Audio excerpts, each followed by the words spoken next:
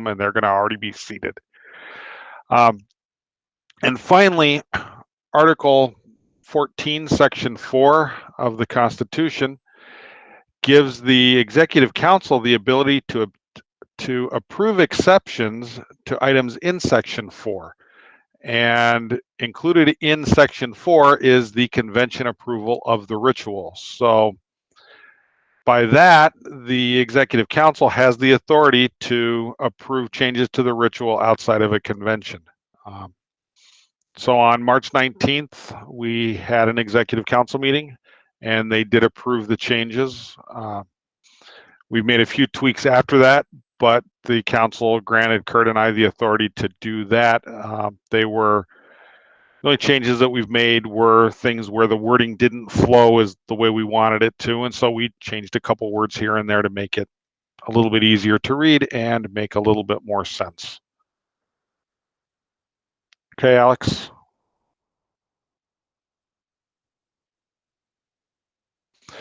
So the guidelines that the council placed on these changes are that the use is approved only through July 31st, 2020. That's the end of Ta Beta Pi's fiscal year. If we need more time, we can get that, but we needed to put in a hard date to cut it off without any extensions. Chapters are allowed to have multiple online ceremonies. This allows you to hold multiple initiations if things happen like you can't get everybody's schedule to line up. You have technical difficulties. Whatever tool you decide to use decides it's not going to work that night or that day. So you're not required to initiate all your candidates at the same time like you would be with a traditional in-person initiation. We're only going to order one set of keys, certificates, and cards for the initiates. All of the certificates will be dated whatever date the chapter puts on their report of election. That was the intended date for the in-person initiation, so that's the date that will be put on the certificates. We're leaving the online meeting tool up to the chapter's discretion. We will be providing some instructions for WebEx, Zoom, and Google Hangouts Meet. We chose those because they're the tools that we are most familiar with, and we have people that can write instructions. And after doing a survey of the chapter, those seem to be the most popular. So again, it's up to you, whichever tool you want to use. If your school has access to one, feel free to use it. The council has required that prior to the starting of the ceremony, whoever is in the role of the guide shall take roll and ask those present to affirm they are alone or with only members, other members, or initiates. Both the presider and the guide will correct their lists based on this roll call.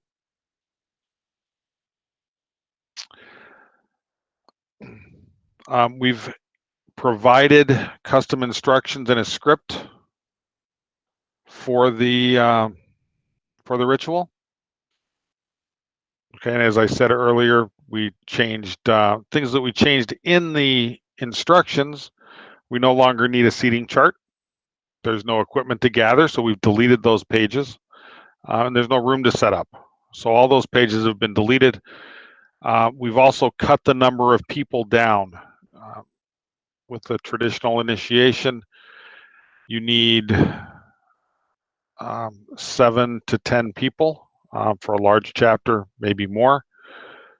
For this online initiation, you can use as few as 3, but there's room for 6. We have a PowerPoint that will be used during the initiation. And this PowerPoint, it introduces the person that is speaking and what the topic is, just to give clarity when the speakers change, especially if you only have 3 people participating. You'll have one person speaking multiple times and holding multiple roles in the initiation, and we wanted to make it clear that that's intended to be a different person. The slides also include the bent that is typically projected. The motto will not be displayed at all during the initiation. It will only be spoken, and it will not be distributed to the initiates. The reason for this is to try and keep the motto private. If we don't send it out and don't display it, then the chance of it being distributed is less. For rollbook signatures, we are using a modified version of the form that headquarters uses when somebody is initiated by another chapter. And so the process we're going to use is that form will be distributed to the chapters. The chapters will send that to their initiates, who will print the form, sign it. If they have a scanner, ideally scan it and send it back. If not, they can take a picture with their phone and send the picture back. The chapter will then cut out the signature and paste it in their rollbook, just like they would do if they were initiating, if one of their initiates was initiated by another chapter. That copy will still be sent to headquarters. However, the council has authorized headquarters to process the report of final action without having the signatures, because we're assuming it might take some time to get those collected, pasted in the rollbook, especially if the rollbook is locked up at school, and returned to headquarters.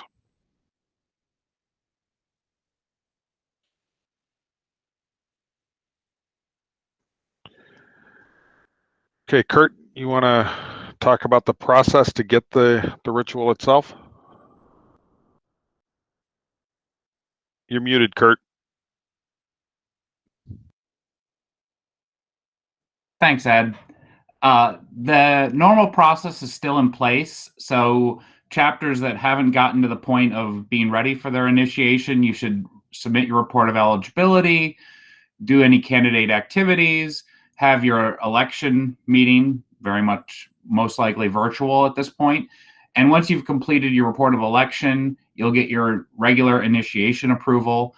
There is a form. I have a link on the slide being displayed. This is also going to be put on the Google site and available for chapters. It was also emailed out to the chapter presidents, vice presidents, and chief advisors. But at that point, you want to complete that form, and that goes to headquarters, to me and Alex. As this meeting began, I sent out an email to anyone who had already completed that form with an email with the instructions on how to access the online initiation ceremony. The second piece, which you don't have, is we will be sending a text message following this meeting. It'll be from Alex or me, essentially with the 3 passwords necessary to access the initiation ceremonies. So there's a Google account that has been set up on the Tau Beta Pi domain. You will be able to use that account and the provided password to log into the Google Drive.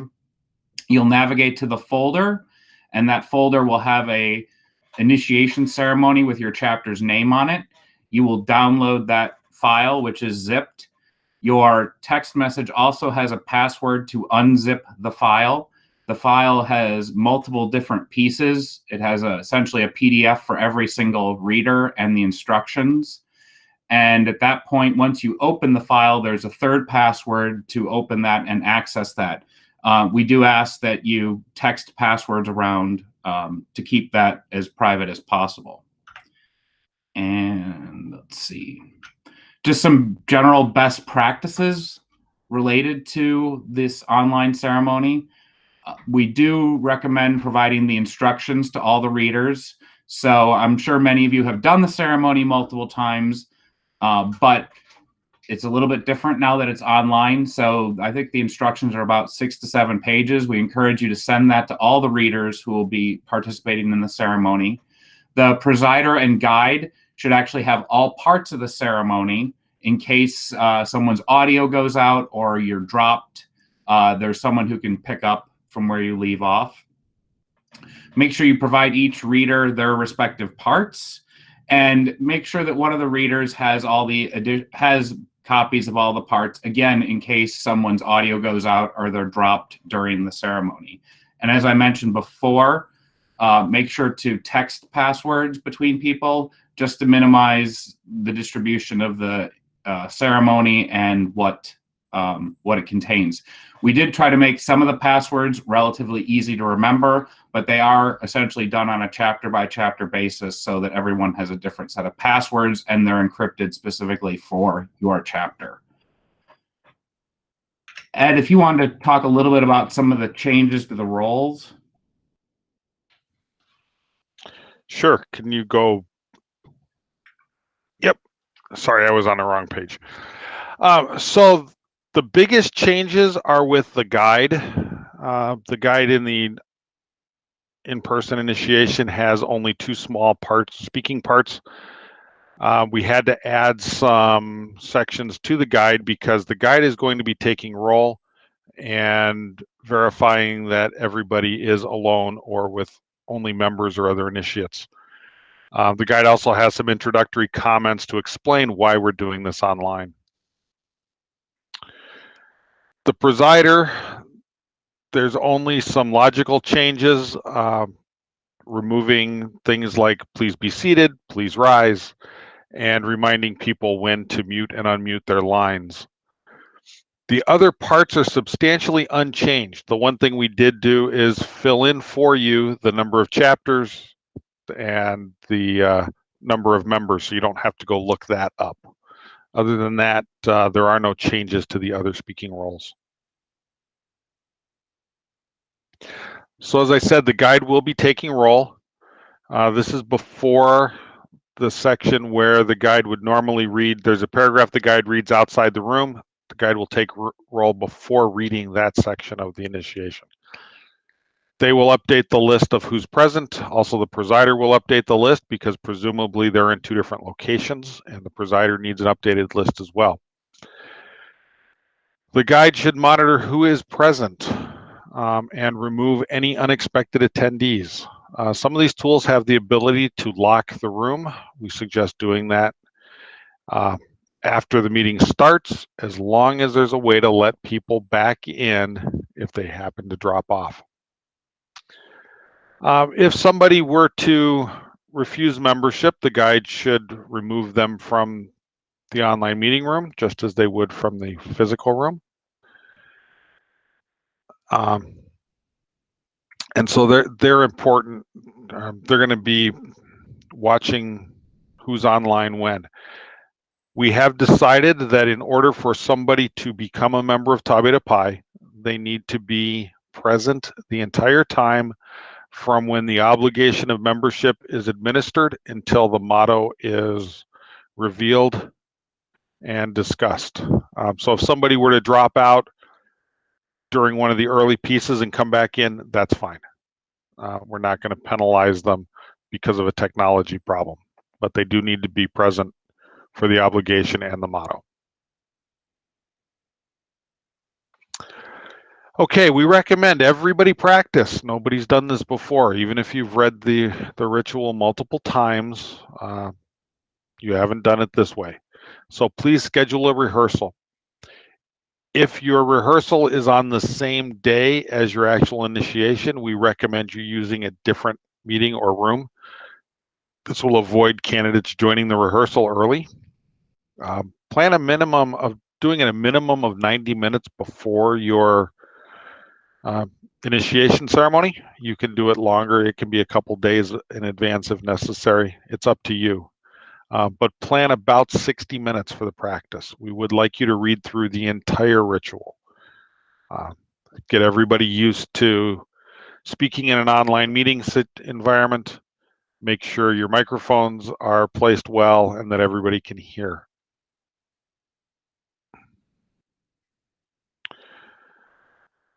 Okay, we talked a little bit about the rollbook signatures. We did do one initiation already as a pilot, and we learned some things from that on the signature form. Please ask your initiates to use a dark pen. Signing that form in pencil or with a light colored pen makes it very hard when when it gets scanned and pasted into the book. Take all the collect all the forms, and then paste them into your roll book, and then upload that report of final action to headquarters. And I'll let Kurt talk about the alternative that is being worked. So if your initiation is pending extremely soon, obviously go with the individual forms that need to be consolidated. There are a couple national officials looking at a digital signature tool that would essentially allow a virtual roll book to be signed by multiple people using iPhones, Androids, computers, what have you. It's not ready for prime time yet. But if that's something you're interested in, it is being explored to essentially make it easier to consolidate those signatures and then paste one page into your roll book. But at this point, it isn't ready, and we will let you know if it becomes available to utilize for your ceremonies. I'll just mention a couple things about invitations. Obviously, given that it's a online ceremony, it's a lot easier for people with scheduling difficulties to attend different ceremonies. It's also a lot easier for the executive council and district directors to attend ceremonies. So we do encourage you to make sure you invite your chapter officers and advisors to attend the ceremony if they're not reading. And obviously, if you have space for them, it's great to have your officers and advisors read. Make sure you reach out to your district directors to invite them. You can even invite members of the executive council to attend. They're aware that those might be coming in, and if they're able to attend, I'm sure they would be interested in doing so. You can also extend invitations to me and Ed. We have both been through the testing of this and the piloting, and we're happy to help out and provide input. Obviously, there's just two of us, so we can't possibly attend all of them. But if you're interested in having us participate, do let us know, and we'll see if we're able to attend, and we will let you know. A couple final items. There are some resources that are going to be posted out on the Google site starting tonight and in tomorrow. Best practices. A lot of what we just discussed will be put into is going to be in a document available to chapters to utilize. We'll also have some template letters that you can customize and give out to your candidates about the ceremony and how it's proceeding. The letter I just sent out to the chapters who indicated interest in using it, that'll be out there. The rollbook signature form will be out there. There's also a one-page item that a previous convention approved about information for candidates on the initiation and the use of the words like covenant and oath and what they mean to us. That'll be out there to make it a little bit easier for you. The script and instructions are on the password protected Google site, so you will not be able to download those directly. Again, anyone who needs access to that can fill out the Google form on the website, and we will get that emailed to you. We ask for up to a week ahead of time, if at all possible, but Alex and I will be monitoring those requests on a daily basis and trying to get those out to everybody as soon as possible. There were a couple other notes I just wanted to mention before we got to the full questions and answers for everybody. We did not touch on, but although most of the tools that we have outlined, Google Hangouts, WebEx, Skype, Zoom, have video conferencing options, you do not need video for this. The only thing that is really necessary is that whoever is presenting would be able to present or project the slides to the candidates. We believe that having people's faces appear can be distracting during the ceremony, so we're advocating not to use video streaming. If it's supported, that's great, but your camera should be turned off during the initiation ceremony. I think that is all I wanted to make a note of. Was there anything else you wanted to add, Ed? No, I think that pretty well covered it. Okay, at this point, Alex, are there any things in the chat that we need to address? I was not able to answer Sandy Pitzak's question, or yeah, I believe that's Sandy. Is this still subject to the 2-week limit for main and makeup ceremonies? No, our plan is that you can use any amount of time you need to get your ceremonies completed. So once you have your date in mind, if it takes you another month to get it done, that's fine. We only request that you drop a note to chapters at tbp.org to let us know if it's going to be taking a long time. But we do keep in mind that we do have the scholarship deadline coming up, that you do want to try to get those people initiated by June 1st before the scholarship or the fellowship board determines scholars. So if that's at all possible, make sure to try to get that done. But if you need more time, you have up until July 31st to get them done using the online ceremony. Any other questions, Alex? A question just came in from Megan. In the last chapter chat, it was mentioned that initiates could pay their fees in the TBP store. Will we be able to get confirmation that an initiate has paid before we host our ceremony? So Alex, you want to touch on that real quick? Yeah, so I got the online store pages set up over the last couple of days. If you responded in the original survey, I put your initiation fees on there with the amount provided to me, and I'll be updating that with the most recent form responses as well. Be sure to fill out that most recent form for the online ceremony if you plan to have that, and list that you'd like your fees collected on there. As far as disseminating that information to the chapters, I've not thought of the best way to do so. I might just create a Google Sheet and share it. But I'll be keeping track of everybody that pays. We'll just still figure out how we want to provide that information out. Yeah, one of the items that we'll be releasing in the next few days are some tips about the payment of the initiation fees online. The one thing that we would suggest, even with Alex getting the store up and running with this capability, and it is live right now, you can have any of your candidates go out and do that as long as the information has been correct that's submitted. The store is up and running with those, and we will be including that information on the Google site. But we would encourage, if you are having your candidates pay online, is to then forward the acknowledgement email they get from Tau Beta Pi to your chapter treasurer, so that your chapter treasurer knows they have paid. We will endeavor to provide that information to the chapters from our side, but obviously the more your candidates can spread the wealth of work, the easier it'll be on us to get that information to everyone. That would definitely be the quickest way. Of they receive a email receipt, just like any purchase for a hoodie or something, they can just forward that on to you all. So I would recommend that.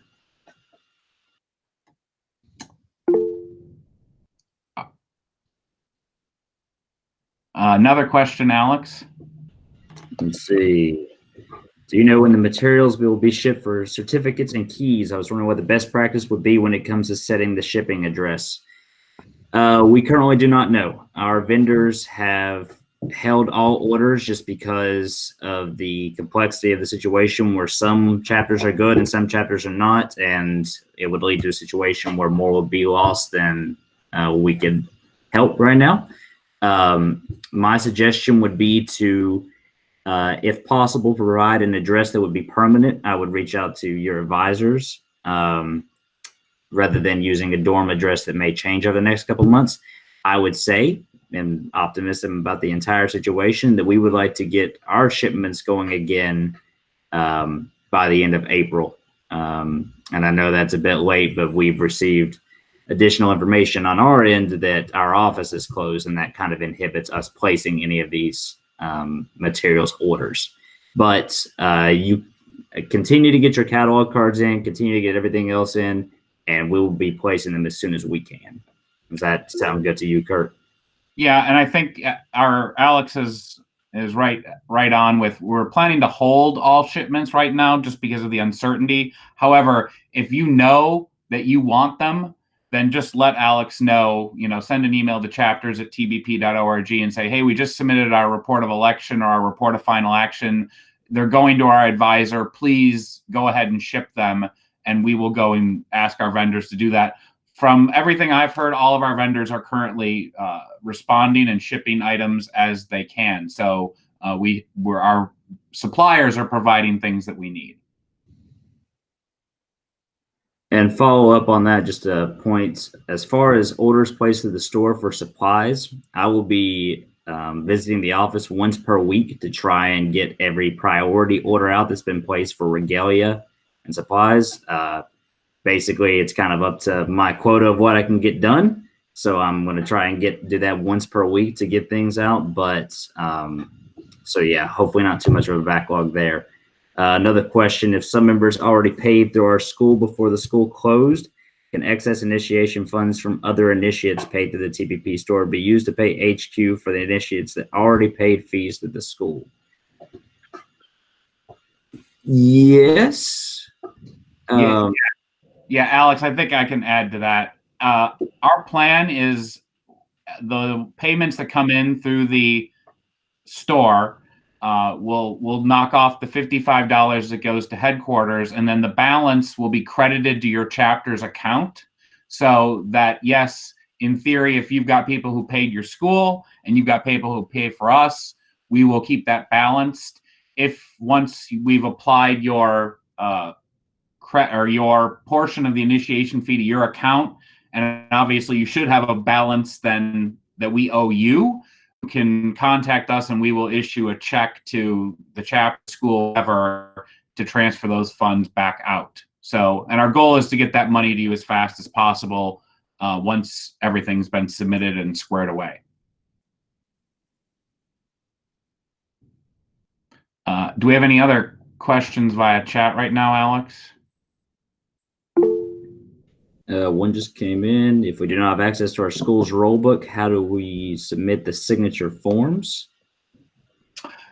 So one alternative we've discussed, at least for temporarily, is if you want to take all of your PDFs you get from or PDF scans, images, whatnot, and combine them into a single file, or if they're different formats and you can't get them in one format, if you can email those in, and we'll accept that as a roll book in process that we can then get things going, because we realize that some of you may not be able to get access to your roll books until the fall. So you can consolidate all of those and send those in. That would be acceptable. We just don't want the candidates sending us, we don't want 1,000 emails from every candidate sending us all their forms.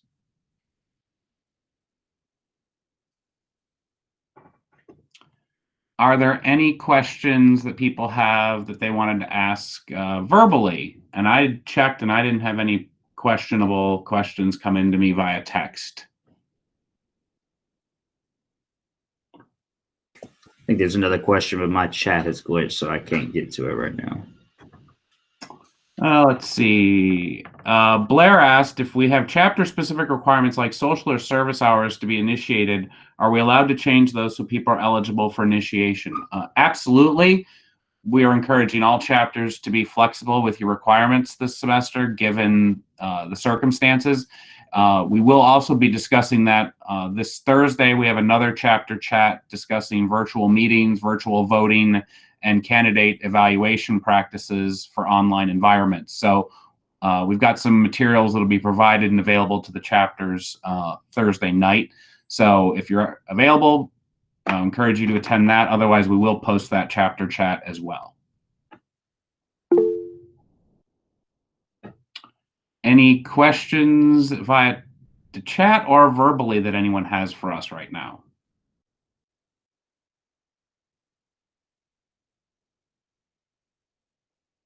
Ed, did you have any other remarks? No, just thanks everybody for participating. And if you have any questions, feel free to email Kurt or me, and we will get an answer as soon as we can. All right, excellent. Seeing no more questions, I think that that's an indication that we are done.